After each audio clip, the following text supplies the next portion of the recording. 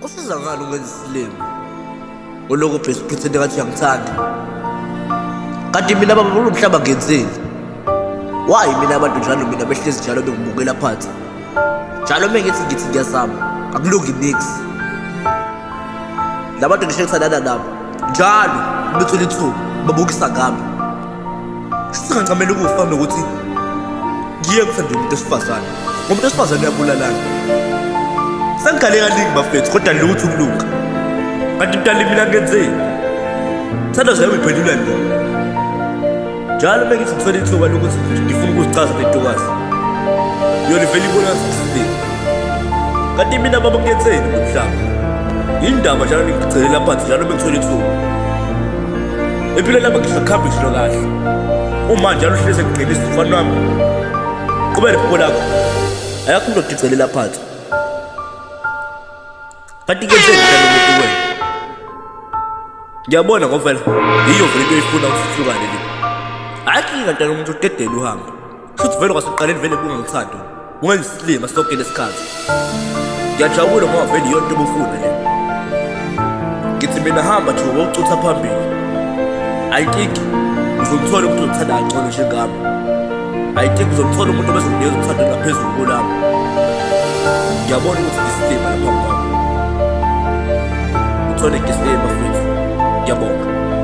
Imbongi, inkosi.